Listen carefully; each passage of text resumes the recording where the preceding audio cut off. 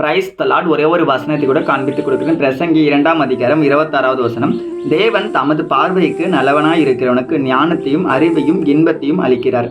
இன்னைக்கு ஏசப்பா நம்மளை பார்த்து சொல்ற காரியம்னா, மகனே மகளே, உனக்கு ஞானத்தை தரேன், அறிவை தரேன், நல்ல சந்தோஷமான ஒரு வாழ்க்கையை தரப்போறேன், அதாவது நீ நன்மையான காரியத்தை பார்க்க போறேன்னு சொல்லி ஏசப்பா இன்னைக்கு நம்மளை பார்த்து சொல்றாரம்மா. ஆண்டவருடைய பார்வைக்கு யாரெல்லாம் நல்லவங்களா இருக்காங்களோ அவங்களுக்கு தான் தருவாரம்மா. நம்ம ஏசப்பாவுடைய பார்வைக்கு நல்லவனா இருக்கிறதுக்கு நம்ம என்னங்க பண்ணணும்? நீங்க ஒரு பொண்ணை லவ் பண்றீங்க, அந்த பொண்ணுக்கு பிடிச்ச காரியங்களை நீங்க செய்றீங்க. அப்ப அந்த பொண்ணு என்ன சொல்லும்? யாரும் ரொம்ப நல்ல வேண்டி, நான் என்ன கேட்டாலும் செய்யறாண்டின்னு சொல்லுவோம். உங்க அம்மா அப்பாவுக்கு பிடிச்சமான காரியத்தை நீங்க செய்ப்ப, என் பையன் தங்கமான பையன்ப்பா, நான் என்ன சொன்னாலும் செய்வான்ப்பான்னு சொல்லி நம்ம அம்மா அப்பா நம்மள பாராட்டுவாங்க. அப்போ இந்த உலகத்துல இருக்க மனுஷங்களுக்கு பிடிச்சமான காரியத்தை செய்யும்போதும் அவங்க நம்ம என்ன சொல்றாங்க? நல்லவன் சொல்றாங்க.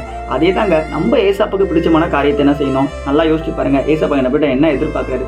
ஒரே ஒரு விஷயம் தான், ஆத்தும ரட்சிப்பு மட்டும்தான். நம்ம ஏசப்பா ஏற்றுக்கொண்டது போல ஒரு 4 ஆத்துமாக்கள் ஏசப்பா ஏற்றுக்கணும் நம்ம மூலியமா ஏசப்பா அது நம்ம கிட்ட விரும்புறாரு. அதான் ஏசப்பா உயிர்த்தெழுந்து சொன்ன முதல் கட்டத்தில் நீங்க புறப்பட்டு போங்க, சகல ஜனத்தை சீஷரா மாத்துங்க, நான் உங்களுக்கு உபதேசத்தை அவங்களை உபதேசம் பண்ணுங்க, பிதாகுமார பரிசுத்த ஆவியானவருக்கு ஞானஸ்நானம் கொடுத்து அவங்களை ரட்சிப்புக்குள் நடத்துங்கப்பான்னு சொல்றாரு. அப்ப ஏசப்பா நம்ம கிட்ட எதிர்பார்க்கறதுங்க காஸ்பல் மட்டும்தான். நம்ம மூலியமா 4 ஆத்துமாக்கள் ரட்சிக்கப்படணும்ட்டு அதை நம்ம செய்யும்போது நிச்சயமா ஏசப்பாவுடைய பார்வைக்கு நம்ம நல்லவங்களா இருப்போங்க. விசுவாசிக்கிறீங்கன்னா ஆமேன் போட்டுக்கோங்க. இதே போல ஆவிக்கிற வாசல்கிட்ட ஃபாலோ பண்ணிக்கோங்க. God bless you. ஆமேன்.